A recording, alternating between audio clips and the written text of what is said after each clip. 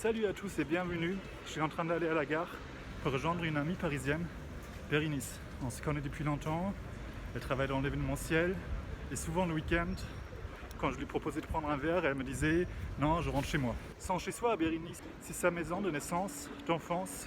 C'est là où elle travaille actuellement. C'est la maison dont elle héritera un jour. Elle va nous raconter tout ça et montrer son chez-soi. Suivez-moi hein.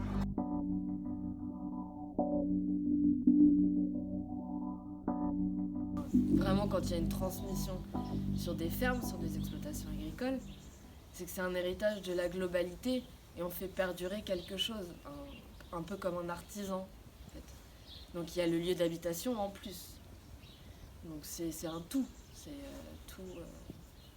tout se transmet, le savoir-faire comme le lieu. Et tout est lié aussi, c'est-à-dire que si demain je souhaite habiter ici mais je veux plus du tout m'occuper de mon terrain, je dois le donner, enfin le vendre à quelqu'un, mais j'ai ma maison ici. Donc en fait on est un peu liés, on peut pas, et c'est ça beaucoup les gens, les agriculteurs qui arrêtent, qui partent à la retraite, ils quittent la maison. Donc ils ont vécu toute leur vie des fois à la maison de leurs parents ou des grands-parents, et le jour où ils s'arrêtent, ils sont obligés de partir en fait, ils se retrouvent dans une maison en dehors, et ça des fois je pense que c'est un peu difficile de devoir tout quitter en fait. Parce qu'on n'a pas le choix, c'est un outil de travail, c'est le lieu de maison, et le jour où on vend notre outil de travail, on vend tout, en fait.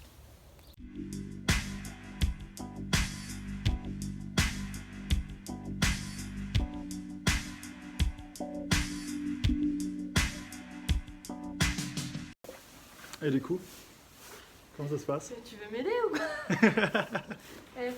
Faut bosser, hein. Qu'est-ce qu'il faut faire?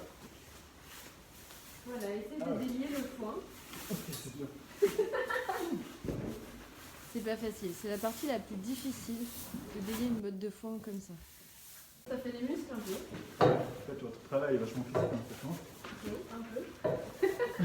Faudra pas le dire à mes parents, mais ouais. En général, je rentre pour mes chevaux plus que pour ma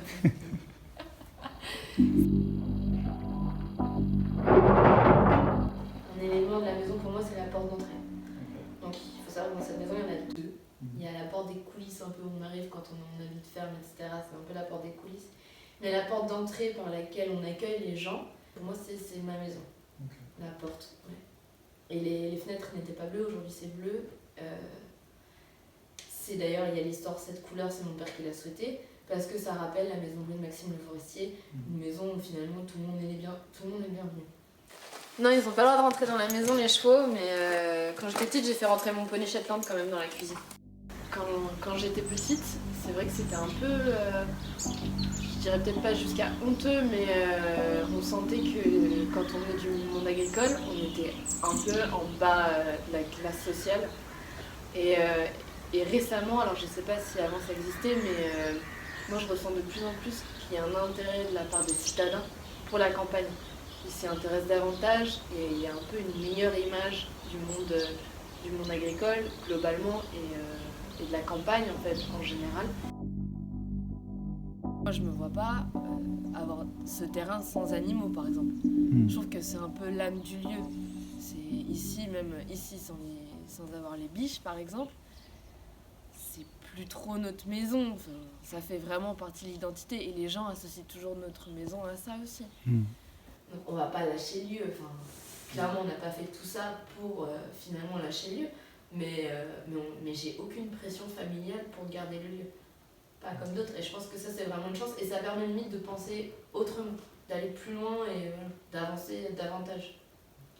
Mais oui, je suis vraiment très attachée au lieu, et si demain, enfin des fois c'est ce que je dis, si je suis obligée de revenir, pour quelconque raison, je pense que je reviendrai. Et ce ne sera pas une contrainte.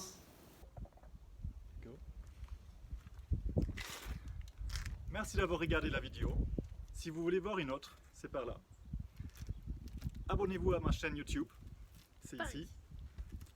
Et n'hésitez pas à laisser un petit commentaire sous la vidéo pour nous dire ce que vous en avez pensé. Et si vous avez un home particulier, n'hésitez pas à contacter Christian Mamoun qui se fera un plaisir de découvrir votre chez-soi. Exactement. Donc n'oubliez pas de nous laisser un petit commentaire, un like, un abonnement et à très bientôt. Au revoir. Ciao.